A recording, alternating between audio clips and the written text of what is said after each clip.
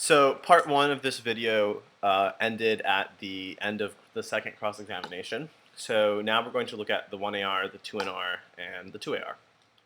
Let us play and start. Okay, so he's going to start on theory and then go to math.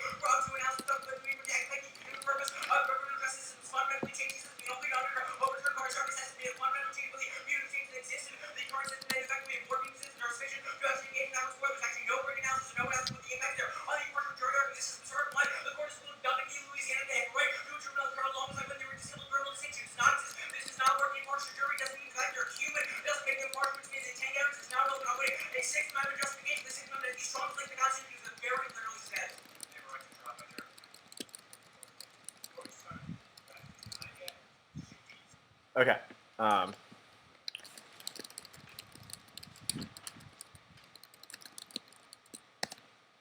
So let's talk about this. This is going to be a really fantastic learning lesson. So 1AR, first in terms of technical speed, very good. Yeah. Right? Like Ben is significantly faster than me. Mm-hmm. He's super efficient. He got through a lot. Yeah.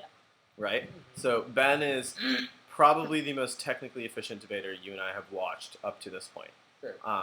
So notice how even though this round is now 4 or 5 years old, in terms of tech stays constant throughout the years, right? Mm-hmm. Like anybody can be good at tech, and it takes a lot of time and dedication and effort. So that's one thing to notice. Second thing is, so let's talk about substance. On substance, I think Ben engages in the reasonability competing interps debate in a depth that most debaters even now don't do. Right? Like he did really fantastic job on reasonability. And he allocated time there perfectly. He made good responses to judge intervention, and he. What was his turn against the? His turn was that theory debates are initiated later in the round, so there's more judge intervention because debaters don't get time to fully flesh out and explain warrants. But I don't think that's solved by reasonability, right? Because it's like it's still engaging. Right, but what it does is at the very worst establishes a non-unique in terms of intervention. Right. It establishes that there will be a baseline level of intervention no matter what. Sure. Yeah. Right. And then it's a question of if there's marginal more intervention in a world of reasonability, does that get outweighed via the benefits, i.e., not having a race to the top or things like that? Okay, yeah, that's a good argument. That's not unique. Right. But the point is that Ben also, even though theory debate has evolved significantly, it hasn't evolved that much, right? Sure, yeah. Like Ben does a really good job here on the reasonability stuff, and he allocates time here perfectly. Sure. Yeah. Right. And Ben also goes for fairness outweighs education, but I think here he leaves it out for the 2NR, which is he doesn't respond on the line by line to any of the benefits for fairness over education. Yeah, exactly. I noticed that too. Yeah. So that was probably one mistake the 1AR made on the theory debate, right? In terms of the counter-interp is pretty good. There's 2 outs for him. He has argument depth, and then he has the impact turn that says affirming is too hard right now, so we need plans to counterbalance, right? And then he has the voter of education plus education outweighs. And then he puts lip service on all of the standards. Interestingly, but I feel like he undercovered the standards. I think he covered exclusion pretty well. Yeah, sure. I think he probably undercovered even playing field and research burdens. Right. Okay, so that's theory. Let's talk about substance real quick. On substance, Ben goes for extensions and uses the extensions to respond to the arguments that the negative is reading, right? Sure. But just because the 1AR is time crunched, Ben doesn't probably get as much time as he would have liked to fully explain the arguments, right? But it is probably the case that a really well-informed person on this debate understands everything Ben is saying, right? And it's clear that the negative is not super well-informed on this debate. Like, the negative hasn't read the literature at the depth that Ben has on this specific plan, right? So that's something that's important to know. Ben doesn't really give a lot of lip service to the jury's turn, right? He makes the argument that the criminal-civil distinction is what's relevant, not impartiality, that these people are human and that's okay, and so the strongest link into the Constitution should be the 6th Amendment in terms of right to trial by jury, because it literally says there's the right to trial by jury, right? Okay. So in terms of time investment, 1AR spent about 3 minutes on theory and about 1 minute on substance, right? So in the larger picture, let's talk about the most strategic 2NR here. What would it be? Just all in on substance. All in on substance. Okay. What would be another strategic 2NR? It would like spend some time on theory, but not that much, and then go more on substance, just to use as a red herring for the 2AR, just to like you had to cover this. Okay. Yeah. So the 2NR could spend 2 minutes on theory or something like that, or like 90 seconds to 2 minutes, muddle the theory debate a little bit to give itself an out, and then force the 2AR to cover that, and then go to substance. Sure. Yeah, I don't think the most strategic the 2NR would be to go all in on theory. Well, it can go all in on theory, but the 1AR devoted. See, it's like it's a question of time trade-off, right? It's like 1AR you spend 3 minutes, and then plus like if the 2AR spends all 3 minutes on theory, then it's like even time trade-off. But you want to not quite even, right? Because it'd be 3 minutes plus 3 minutes, which is 6 minutes for the AF, and 3 minutes plus 6 minutes, which is 9 minutes for the neg. Because you're forgetting the time spent that the one end spent constructing the shell. Yeah. Right? Okay. But I agree with you that in terms of pure time trade-offs, so in the big picture, in terms of pure time trade-offs, abstractly, this 2NR should sit on substance for 6 minutes. Right, but probably the 2NR is more comfortable on the theory because like. Well, so there's 3 things that go into this decision, Kirk, Uh-huh. when you're walking into this 2NR about what you sit on. Sure. Or actually 4 things. One is time investment in the 1AR. Uh-huh. You want to maximize the time that he did not spend on the issues that can win you the round. Okay. Right? Or to put it another way, you want to minimize the time he spent on the issues in the 1AR, and you want to maximize the time on arguments that he didn't address. Right. Or she didn't address. Mm-hmm. The second thing that you have to keep in mind here is the substance of the arguments. Yeah. So it could be the case that it is the case in this round that collapsing onto substance is definitely the more strategic strategy, right? But it could also be the case that maybe the line by line on substance is less clear to the negative, or the AF is just right on the line by line. Uh-huh. And so even if the AF gets, or if the neg gets 6 minutes in the 2NR on that substantive debate, it won't be a clean win the way that theory would be. Right. Uh-huh. Right? And so none of Ben's arguments on theory are particularly amazing, right? Like the 2NR, if it sits on theory for 6 minutes and it's technical and it's fast, will be able to make this a conclusive win for the negative. Yeah, I don't think his counterstance, even though his like competing interpretability debate was really good, I don't think his counterstance were particularly like that nuanced, or it's like basic things that you have seen over and over again, and he could have like utilized better arguments. Yeah. Sure. Okay. So that's one thing to keep in mind. So that's the second concern to keep in mind. Third concern to keep in mind is what you're more comfortable on, right? If you are not comfortable executing substantive debates that you haven't like done a lot of prep on, and that your opponent is more prepped on, like if you're going to be technically much more inefficient on those debates, then it's probably the case that you should go for the layer you're better at. Right? Even if that layer is more of an uphill battle in terms of number of arguments you're responding to and time investment in the 1AR, you will execute that layer better. However, this advice is, in a sense, bad advice, because what it's doing is that it's accommodating for your weaknesses. Right, yeah. Right? So you definitely need to make sure that you're not walking into debate rounds where you have this type of weakness where you're like, shit, like if there's a substantive debate, I would probably just want to sit on theory in the 2NR because I'm not as good at substance. That's a reason you need to get better at substance, and that's a reason you need to get more technically inefficient, or efficient, not inefficient, technically more efficient, executing debates that you aren't super comfortable on. Sure.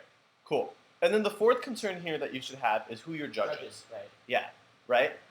If your judge is like not particularly good at executing a very technical theory debate, by executing I mean evaluating, then you should maybe consider going for substance instead, right? Mm-hmm. If your judge is super good at evaluating a technical theory debate, that makes it a little bit more attractive to collapse the theory for 6 minutes, right?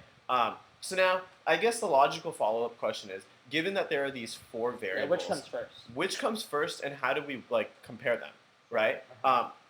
So I like to think about it in terms of like a multiplication question, right? Like you take variable A, you multiply it by variable B, you multiply it by variable C, you multiply it by variable D, and you give weight to each of those variables, and the largest number that comes out is the strategy we should pursue, right?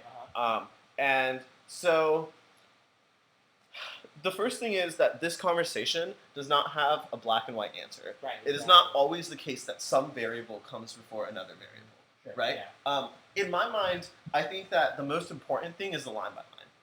Okay. Like, what is most important is where the win will be cleanest. Because I think that you should always be technical and fast and good enough to overcome all the other concerns. Sure. Go for the win where the round is the cleanest. Sure. Right? So even if they made more arguments on theory, and even if they invested more time on theory, if that win is clean, go for it. Okay. What do you mean by clean win? Clean win as in you think you're conclusively going to come out ahead. Oh, okay. Right? And another way to measure clean wins is in terms of, do you think 3 minutes of the 2AR could do something to persuade the judge to look at it twice? Okay, sure, yeah. Right? Does that make sense? But like in high-level debates, that almost never happens. So. Exactly, and this is why high-level debates are high-level debates. Right? That's just the nature of... It's not like they drop like a turn. Well, we have seen dropping turns at AC, but it's not like you're going to drop a standard or something. You know? Right, and so... Given that that's the case, you have to look at the quality of arguments. Right. Okay. Right. And similarly, your 2NR is going to have to be thorough in terms of quality of arguments. Sure. Okay. So that's, I think, the first thing is the line by line. I think the second concern should also be who your judge is, right? Like if your judge is just not good at evaluating an argument, then it probably is not the argument you should go for, no matter how clean that win will be. So you think that 2 can trump 1 sometimes, where like the judges can trump? Yeah, like if your judge is awful at evaluating technical theory debates, we should really sort of slap ourselves in the faces for why our MJP ended up such that they're in the back of the room in an important and big debate for you. Sure. And B, your judge is the one who votes for you, so don't go for that later, even if it's more strategic. Sure. Does that make sense? Yeah. It doesn't matter how much you dominated the debate round if you lose it. Right. Yeah. Right? Nobody remembers the debaters who lost. Sure, right? It just doesn't matter. So 2 can definitely trump 1 sometimes. The third concern, I think, should be time trade-offs. I think 3 can also trump 1 sometimes. I think that the third concern is also relevant in terms of, like, if you're going to, like, for example, in the 2AR that Danny gave versus Jessica, right? It could have been the case that the line-by-line win was a lot clearer for Danny on framework. I don't think it was necessarily the case. But I think in terms of time trade-offs there, it's very smart for the 2AR to collapse the theory. Right? And so what you have to judge is the difference in terms of the internal links. Right? Like if you think about each of these variables as a link, and you think about how large the link is, right? The difference between the two. So if the cleanness of the win between the 2 layers you have to choose between is pretty close to even, right? Then time trade-offs can trump cleanness of the win. Sure, yeah. Does that make sense? Yeah. So if there's a significant link into both, then the marginal link between the 2 is not very big, and it can be trumped by an alternative link. Sure, yeah. Does that make sense? Mm-hmm. And then the last concern should be what you're most comfortable on. I think that this concern is something that really is just accommodating for weaknesses, right? You should be equally comfortable executing an intense framework debate. You should be equally comfortable, I know you're comfortable executing a util debate and a theory debate, right? And you should be equally comfortable executing like a roll of the ballot K debate. So that's the point of being multi-versatile, right? If we know, so this is the point, this is the conversation we had when we watched Pranav versus David, which is that David knew that Pranav was not good at framework, so he read a framework-heavy math. Right. Pranav knew that David was not good at util, so he read not much util offense.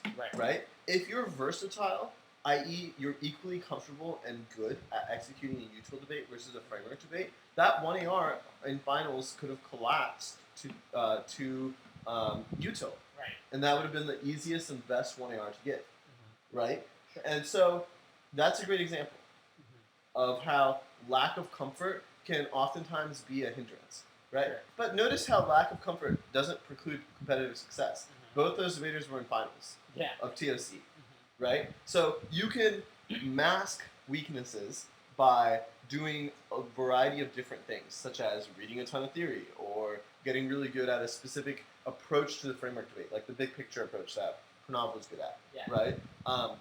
So those weaknesses aren't necessarily reasons you lose, and oftentimes the most versatile debaters will not be the ones who win TOC because they still make mistakes in terms of strategy.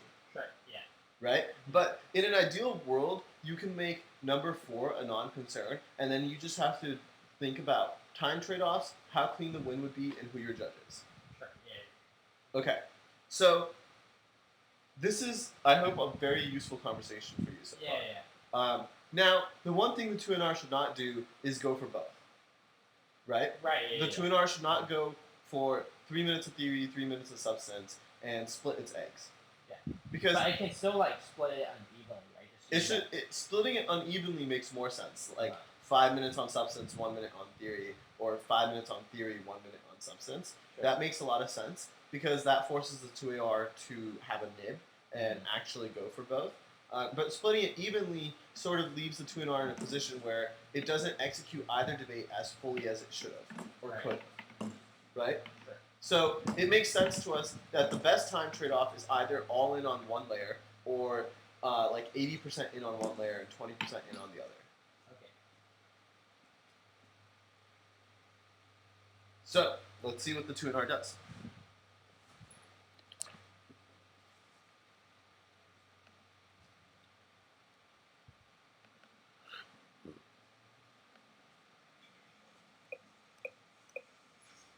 Ready?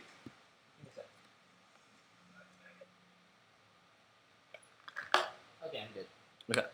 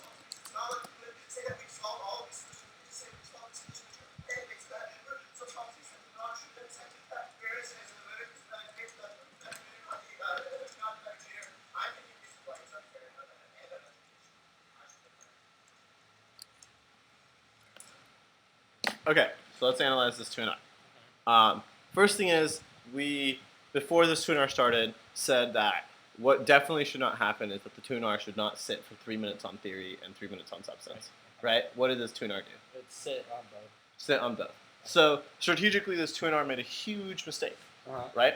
The second thing is, both on substance and theory, the 2NR, because it sat on both, is making key drops. Right, like on theory, I would notice that education versus fairness drop, and also like it was lacking on the education offense. Obviously, it's extending lots of fairness offense through like the even playing field argument, but it's not extending the other standards.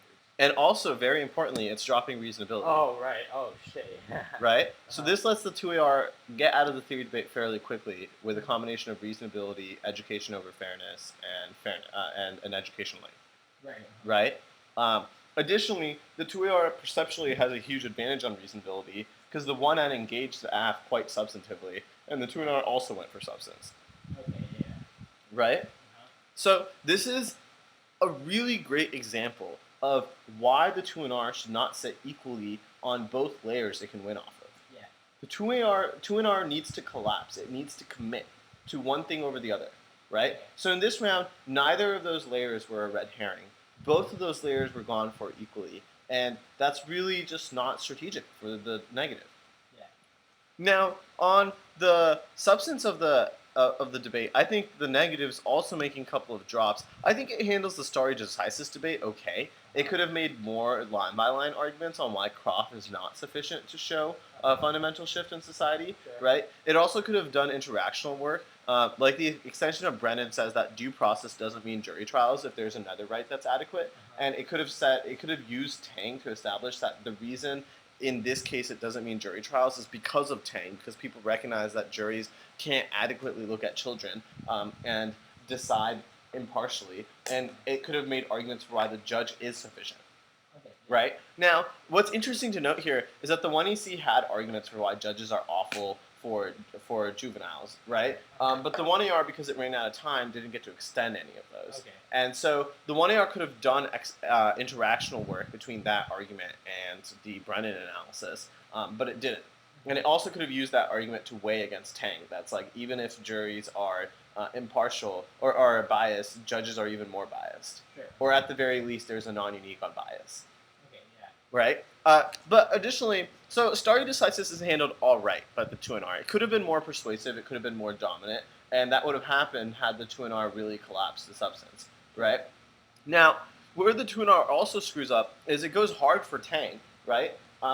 And it doesn't respond to the argument that the AF has the strongest link because of the literal text of the Constitution being right to trial by jury. Oh, okay. Yeah.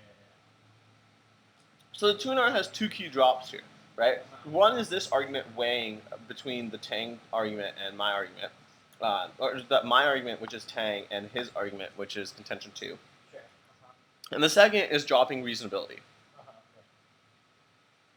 Cool. So we're going to redo this 2NR. And first we're going to start by redoing the theory debate. Okay. On the theory debate, the first thing is I think that the 2NR needs to start on paradigm issues. Sure. It needs to win the paradigm as competing interps, and it needs to win that fairness is more important than education. Or if it concedes education comes first, it needs to generate more education offense. Additionally, there are a lot of different arguments in the even playing field standard that could have been used on the education debate. Oh, really? Right? Like the C point I'm extending that the AF cherry picks the best example, that seems to harm education. Oh, sure. Because in a world where the AF cherry picks the best example, there's no longer that depth of debate. Oh, okay.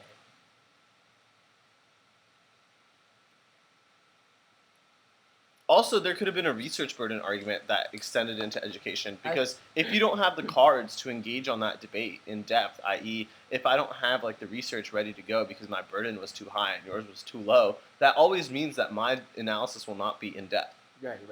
I thought like you sort of made that argument on depth or extension of playing field. That I floated as second is that that planned it's a term that actually hurts that because there's not enough clash on issues because you won't be able to like prepare for the argument. But that could have been expanded. Yeah, right. It could have been much more persuasive. Sure. Right.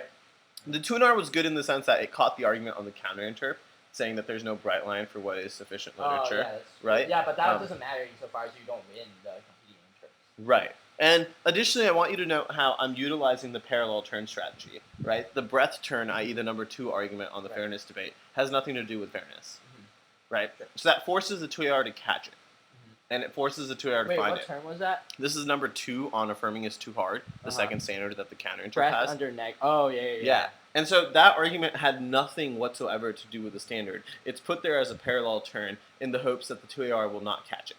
Okay. Right? Yeah, but that also puts. It's also like scarier because if the judge doesn't like think it's like directly turning, then be like, what's the function of this argument? But I think you explained it pretty well. I think the way you accommodate for that concern is explaining it very well. Sure. Right? Cool. So I don't think that the 2AR is valuable for us to watch in this debate. The 2AR ultimately goes for reasonability, beats theory in about a minute and a half, and goes for a minute and a half of substance, and wins on a 3-0. The decision took about an hour. Oh, really? Yeah, it took a really long time for them to decide, because I think that the negative made every issue close, but it didn't come out ahead on any of the issues, right? Especially the stare decisis issue. I think that's where people really spent the most amount of time agonizing over their decision. But ultimately, what could have been a very conclusive and dominant win for the negative ended up becoming a 3-0 for the AF because the 2NR was just not strategic at all. Okay, so we're going to redo the 2NR on theory, right? Because the 2NR on substance is a debate that you're not super comfortable with, and so the value of it is not very high, whereas this theory debate is something we can actually use moving forward. Okay, so the first thing is this 2NR is going to start with paradigm issues. I think it's worth spending up to even a minute on competing interps versus reasonability, because competing interps is crucial here for you. Yeah, especially if you win the bright line argument on the competing on the counter interpretation. Yeah. Cool. Then I think the next thing that needs to happen is either you need to go for fairness over education, or you need to concede education comes first. Both are fine, right? I think the benefit of conceding education comes first is it makes the impact turn on fairness less it makes it less relevant. But I don't think that impact turn is particularly that good. It's not, and I think that the one of the big advancements that have happened from 2011 to now is that if you notice, my response to the impact turn was, you get to speak 3 times. I noticed that you never spent you never said that the 2N was wait. Like the 1AR has variability, which solves, or just like all the arguments we've thought about for the last year for why affirming is not that hard. Right. The neg only made about 2 of them, and it didn't make either very well. I flowed that as the number 2 response against your even playing field argument. It wasn't. So it wasn't a. I thought it was like a separate standard for the counterinterp. It was, yeah. It was also a separate standard for the counterinterp. So it was cross-applied here. Oh, it was cross-applied. Oh, okay. I didn't notice the cross-application. That's fine. Okay. Yeah. No, I didn't notice that you cross-applying it to that argument. Was that like on your? That was my fault for lack of clarity. Additionally, I dropped the argument against even playing field that I allow for more specific evidence. More specific evidence, right? Yeah. So this 2NR was really poor on a lot of different levels. Sure. I felt like you were a little inefficient at the beginning, but you got a lot better as the. I was definitely inefficient at the beginning, and there's no excuse because I had 4.5 minutes of prep time prior to this 2NR. 4.5? Yeah, because I only spent 30 seconds prior to the 1. They had 5. Yeah. So there's no excuse for that, right? This 2NR was poor all the way around. So the next thing is you're going to go for fairness over education. So that's now we should be at about a minute and a half into our speech. The next thing is there needs to be a 30 to 60 second overview summarizing all the standards in the debate, i.e. all the fairness links. Just give me a second. Yeah. So it would be something like this.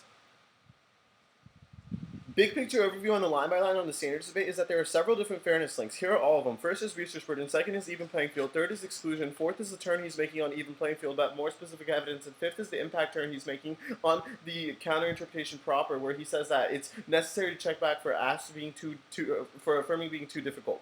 Yeah, sure.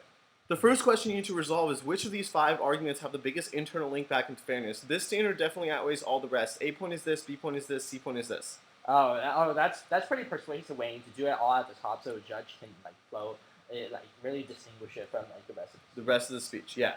Then you need to go to the line by line. So we should now be about 2.5 to 3 minutes into our speech, and the next 2 minutes should be devoted to the line by line on fairness, and you should conclusively win fairness.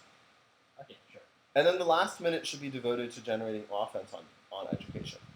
But this should all take 5 minutes, right? Because well, let's practice the 6-minute version of it first, and then trim it down to 5 once you get it down at 6. Okay, yeah, but ideally it should be 5, so that way you can use 1 minute to distract the 2AR on substance. Yeah, but I'm pretty sure the 1AR will be like, okay, he's not going for substance, so I don't need to spend that much time. The 1AR would spend like 30 seconds. Would 30 seconds be enough? Maybe, I don't know. Well, in this round, I could have sat on substance for 5 minutes. Yeah, sure. I really could have. The key is to feel comfortable doing that. And the key is to have enough arguments that you can do that. Right? In this round, I did. But I just didn't do it well. Sure. Yeah. Make sense? Cool. So, learning lessons. 2NR needs to collapse, right? Yeah. 2NR cannot make crucial drops, right? There are several key drops here that 2NR is making that make the AF's job a lot easier from the 2AR. The 1AR can cover. This is a great example of a round where he doesn't go for the RBI and he still wins. Sure. Right? Ideally, he would have spent maybe 30 seconds less on theory in the 1AR and 30 seconds more on substance. But in this round, it worked out for him. Sure. Right? The 1AR can cover, and it doesn't need the RBI to win the debate. But the 1AR needs to be fast and efficient. Ben was incredibly efficient and incredibly fast. Right? That's crucial. Cool. Yeah, so I think the biggest learning lesson here has been the conversation we had about strategy. Sure. And the way you decide which layers you want to collapse on. Yeah. Cool. Do you have any other questions for me? No, I'm good. Yeah. Awesome.